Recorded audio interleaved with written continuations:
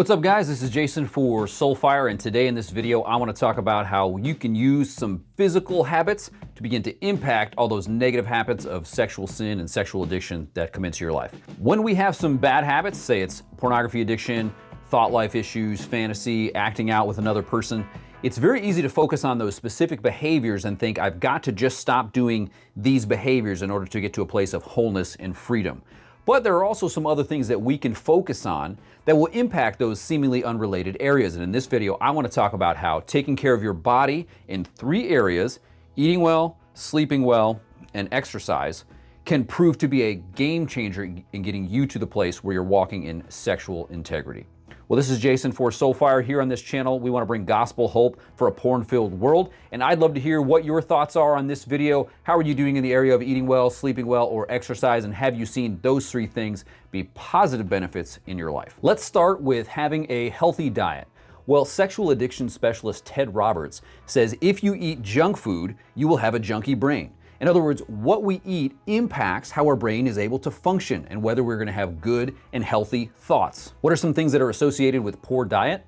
Low energy, low willpower, overall lethargy, and you just feel kind of junky. Sexual temptations are a battle of the mind, and if our mind is not able to prioritize and process these temptations that we're experiencing, we're not going to be victorious in the battle. I remember one week last semester where 4 days in a row I ate Wendy's for lunch, and I had this moment of realization, this is not going to be a good habit to build in my life, not only for my wallet, but also for my stomach, right? I mean, I don't want to grow and gain a whole bunch of weight as a result of eating Wendy's every single day. Although those spicy chickens are, pretty good. So why don't you go ahead and analyze your diet? Think through what you're eating. Is what you're eating going to move you toward physical health? Consider the foods that you're eating. Are they things that have long shelf lives? They're quick and easy to prepare. They're frozen and processed products, or fast food and items like that. If you want a quick and easy step to improve your diet, let me challenge you to declare war on sugar. Especially consider sugary beverages. Look at the drinks that you're consuming throughout the day and seek to fully eliminate. I would recommend you 100% eliminate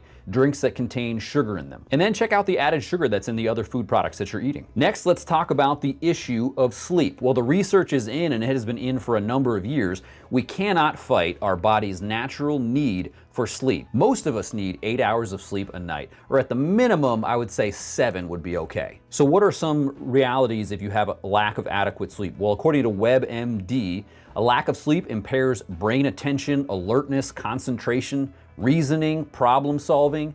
It makes it difficult to learn efficiently. It also can lead to health problems like high blood pressure and heart disease. The other thing that's interesting about a lack of sleep is it is a significant factor in negative mental health. When you're not getting adequate sleep, you're more at risk for depression, for anxiety, from other mental health challenges. I know in my life I've had 2 extended battles with depression. Both of them were at times when I was not sleeping adequately. And sometimes I think those things go hand in hand. Depression kept me from wanting to seek my physical health, wanting to get adequate sleep. Let me challenge you to look up a TED Talk by researcher Matt Walker titled, "Sleep is Your Superpower." I'll put the link below in the description.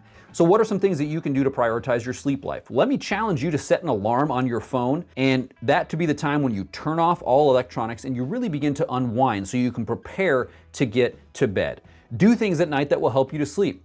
Do some reading. That's a great time to do your scripture memory cards, your scripture meditation. But being on electronics, computer screens, smartphones, watching television, those things are not going to help you prepare to go to bed. But the best sleep tip that I can give you is to pick a time in the morning that you will wake up consistently every single day of the week. A consistent wake up time will help you begin to build positive sleep habit. But set a consistent wake up time, and that will help you to be tired at night when you need to go to bed and to begin to develop good rhythms in the evening. Lastly, let's talk about exercise, because both Christian and secular psychologists agree that a consistent exercise routine is extremely helpful for combating addictions. In fact, exercise is known as what is called a keystone habit. Well, what is a keystone habit? Well, in his book, The Power of Habit, researcher Charles Duhigg says that a keystone habit is small changes or habits that people introduce into their routines that unintentionally carry over into other aspects of their lives.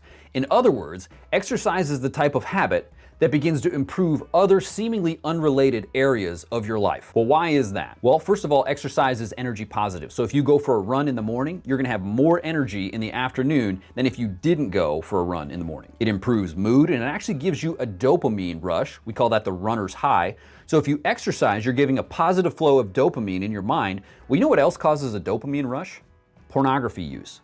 So in other words, pornography use is giving your brain a flourish of chemicals that's making you feel good, but you're doing something that's ultimately going to be negative and deadly for your physical and spiritual and emotional life.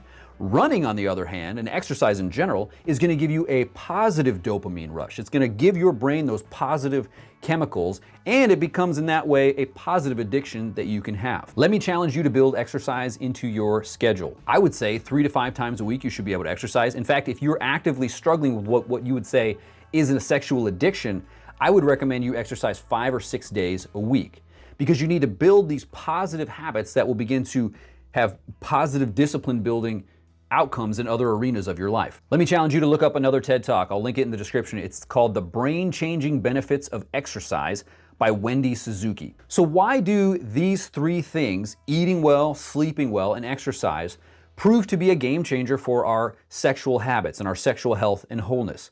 Well, because all 3 of these things are helping us to build discipline into our lives. You see, the discipline that you and I need to say no to clicking on the pornographic website, to say no to masturbation or fantasy, is the same discipline that it takes to say no to the donuts and the sugary soda, or pop, depending on what area of the country you're from, and the same discipline that it takes to put on your running shoes and go for a jog. And when I run 3 miles, I get to mile 2, and everything in my body says, stop. Don't go any further. I'm done. I'm so tired. But you press on and you make it to 3 miles or 4 miles, whatever your running mile of choice is. And you get there and you're beginning to learn and build discipline to say no to what your body wants to do. You're building discipline into your life. You see, discipline is discipline. If you want to have a disciplined thought life, if you want to have discipline to not go on the computer where you shouldn't go, to not think about the things you shouldn't think about, build that discipline into your life through positive habits of eating well, sleeping well, and exercise. Well, what are some ways that you can start to develop these exercise and sleep and eating well habits? Maybe think of 1 or 2 things that you can build into place right now. Challenge a friend to join you to help keep you accountable in those areas so that you can begin to pursue physical health, which will also help you pursue sexual health and integrity. So what do you think? What did I miss there in those 3 areas of eating well, sleeping, and exercise? Are there other things that you would add into that equation for physical health? Things you disagree with? Be sure to comment below, and definitely subscribe if you want to get more video content like this, where we can provide gospel hope for a porn-filled world. This is Jason for Soulfire. I'll catch you in the next one.